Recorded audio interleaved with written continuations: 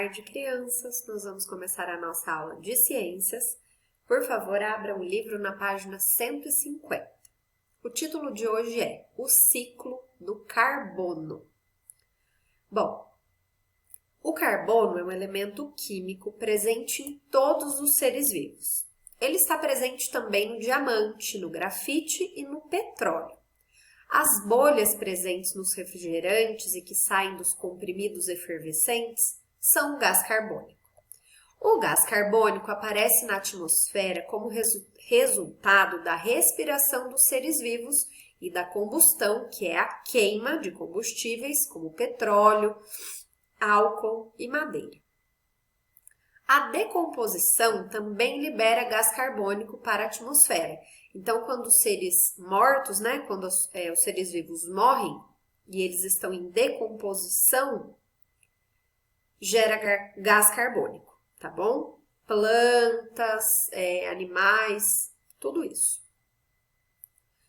É a partir do gás carbônico e da água que as plantas produzem glicose no processo da fotossíntese. Analise o ciclo do carbono. Então, a gente tem aqui uma imagem, mostrando o ciclo do carbono, tá bom? Quero que vocês prestem atenção. Então, eu tenho aqui o gás carbônico atmosférico. Como que ele chega lá? Através da combustão, que é a queima, de combustíveis. Na fotossíntese, ele é absorvido pelas plantas e depois liberado em forma de oxigênio, Na respiração dos animais, na nossa respiração, a gente também libera o gás carbônico, porque a gente absorve o oxigênio e libera o gás carbônico. Aqui, restos de plantas e animais mortos também gera gás carbônico e libera ele para a atmosfera. Respiração também dos animais marinhos, das algas e das plantas que absorvem o gás carbônico aqui também para fazer a fotossíntese. Então, o gás carbônico ele está presente em tudo, gente. Todos esses processos aqui, ou as plantas, por exemplo, absorvem o gás carbônico, ou nós eliminamos o gás carbônico na atmosfera, lembrando das fábricas, da decomposição, tudo isso, tá bom, crianças? Vamos lá.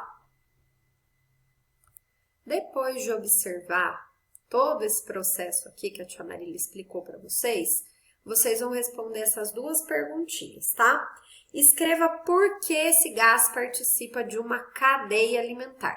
Então, vamos lembrar tudo o que precisa lá na cadeia alimentar e por que ele participa disso. Lembrando, as plantas absorvem para fazer a fotossíntese, nós, os seres humanos e os animais, liberamos esse gás quando nós respiramos, certo?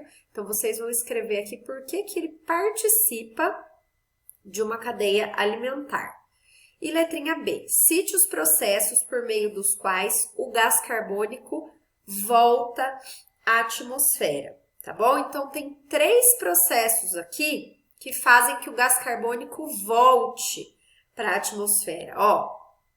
O primeiro, o segundo e o terceiro. Então, vocês têm que prestar atenção nessas flechinhas que estão indo para cima, tá bom? Que é quando ele volta para a atmosfera. Na página 151, tem uma atividade que a tia Marília vai deixar para vocês para casa, tá bom? Que é a atividade do Entrem. Essa atividade é uma atividade prática. Vamos lá. Observando a presença de gás carbônico, produção de pães de sal. Para realizar a atividade, vocês vão fazer com as pessoas da família de vocês e vão seguir a receita a seguir, tá? Material: meio quilo de farinha de trigo, 10 gramas de fermento para o pão, 15 gramas de sal, 20 gramas de açúcar, 1 colher de sopa de margarina, tá bom? Modo de preparo: dilua o fermento em um copo de água morna com açúcar, misture os outros ingredientes e amasse bem. Se necessário, coloque mais água e farinha até que a massa não grude na mão. A massa deve ficar com um aspecto leve e esponjoso. Deixe descansar por 2 horas. Depois desse tempo, amasse novamente, prepare os pães e coloque-os em uma forma untada. Deixe descansar mais 1 hora. Aqueça o forno e coloque para assar por 40 minutos mais ou menos. Observação. O professor, no caso o adulto, né, que estiver com vocês, vai usar o forno para assar alguns pães e vocês dividirão os outros com a turma para assar em casa. Então, vocês vão fazer a receita e assar aí na casa de vocês, tá bom? E depois vão responder a 2 perguntinhas. Explique o que aconteceu com a massa depois que ela descansou por 2 horas. O que vai acontecer com a massa? Número 2. O fermento contém um fungo microscópico que usa os componentes da massa para obter energia. Escreva o nome da substância que é eliminada pelo fungo, provocando a formação das bolhas que resultam no crescimento da massa. Isso tem a ver com aquele elemento que nós estudamos na página 150. Tá bom, crianças? Um beijo, bom trabalho e qualquer dúvida me chame.